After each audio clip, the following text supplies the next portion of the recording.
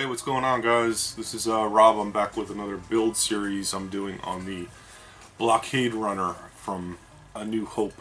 There are actually three different versions of this ship. There's the version that was in episode 4, which was Princess Leia's ship, and the Tantive IV. There's also a couple different versions that were in Return of the Jedi that I noticed in the battle scene. They were kind of flying around at the Battle of Endor, or along with the Rebel fleet, and those are lit a little bit differently. They have a couple different lights on different parts of the ship.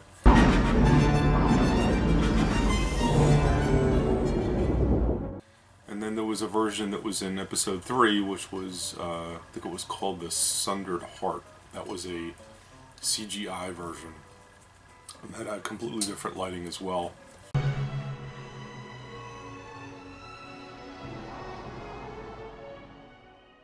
But I'm building the old school episode 4 version. This is actually a Randy Cooper kit that I bought from him, and this is the second one that I bought.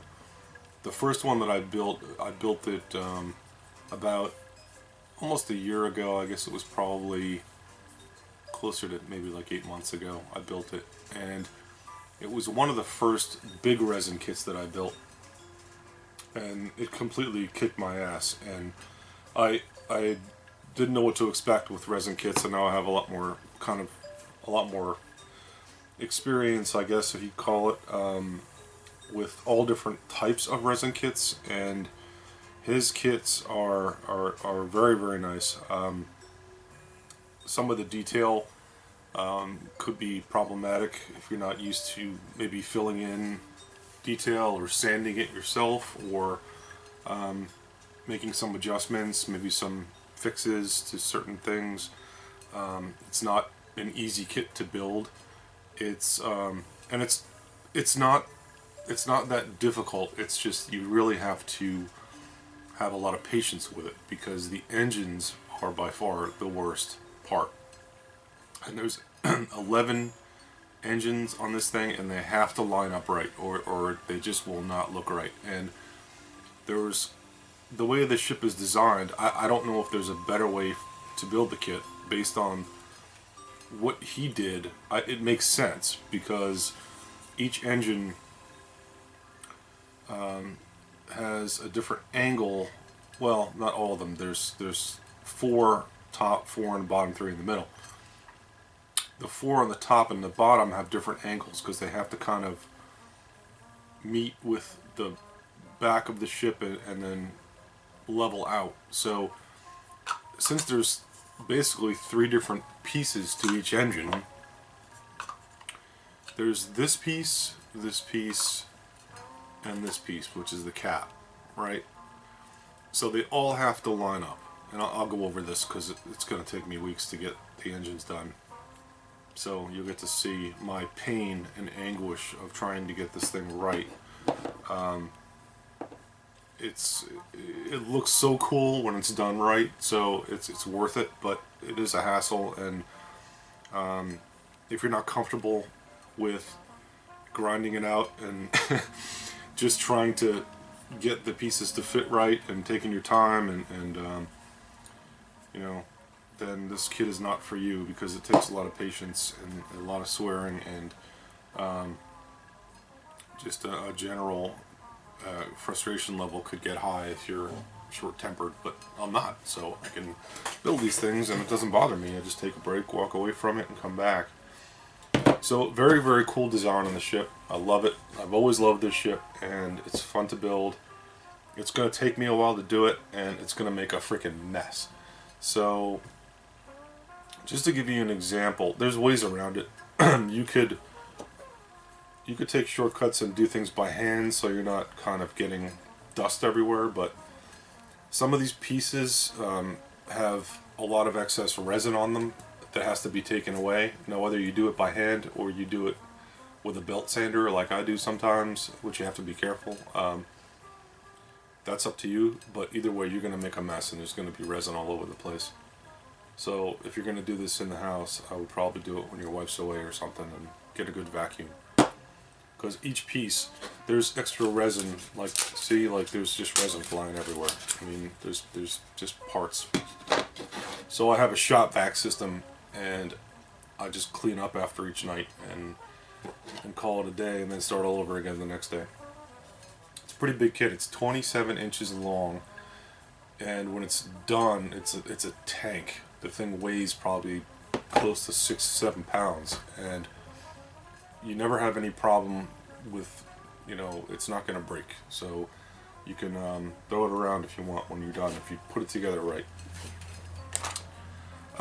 Like I said, there's a lot of extra resin on some of these parts, and I can't blame, you know, I guess Randy the caster, whatever. He has to make molds, and the mold, I mean, make as many parts as you can. So, you know, you cast all these pieces in this piece of resin. Now I gotta cut each piece out, and I have to trim it, and I have to sand it, and it's gonna break, and then I'm gonna have to fix it. So there's a lot of extra work involved with this ship. It's not just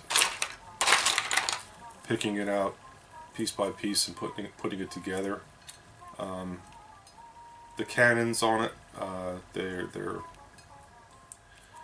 need to be redone with metal,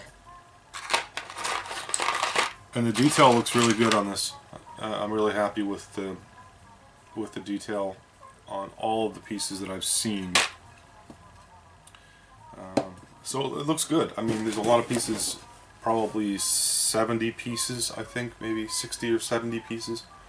Not a lot of small pieces. There's, you know, the cannons, the radar dish on top, and that's really it for the small parts. There's escape pods, there's some other pieces that you need to put on for fins. There's fins on it, and once you get to the main body, after you get the engines done, the rest of it's no problem. It's just fitting it all together and making everything look right. So I'm gonna start with the engines the way I did it last time, and it came out really nice last time. It really, I was really happy with it. So I'm gonna do it again.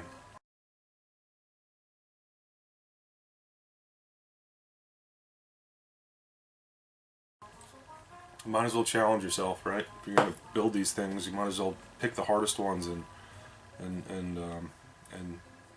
keep doing them until they're perfect. So this one is going to take me a while, like I said. So I'll do some regular updates here and there and see how the progress is going. His instructions are very good, and I actually have a binder for this thing because I kept all the... He gives you a lot of really nice pictures of putting together the model, how the parts should fit together. I mean, for a resin kit, like a garage kit, this is phenomenal. I mean, it really is. And he even gives you a diagram which you need for the engines. So he tells you, I'll probably need to get a close-up of this, but this is a diagram of how the engines should be spaced.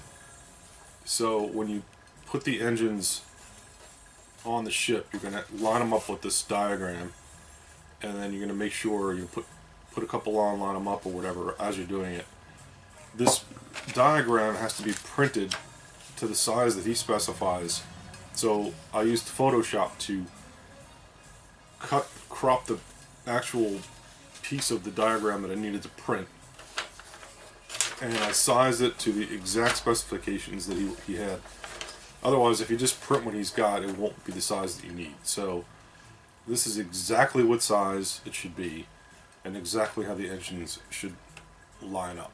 So he gives you that, which is also indispensable to have, because otherwise the engines, if one of them's off, it's not going to look clean, because you're going to have a row of engines that's off, and you're going to see it. So it has to all match up, and that's a good way to do it. So I'll come back when I have more of the actually have some progress to show you on the engine fiasco, because what I'm going to do is clean up all the engine pieces, which is a lot. There's 33 pieces that I have to clean up individually, and actually there's 34, 35, there's probably like 40 pieces that I have to clean and make sure that they all fit together right before I can even think about putting anything together. So I have a lot of resin to clean up. So I will come back when I have some parts ready to go. Thanks.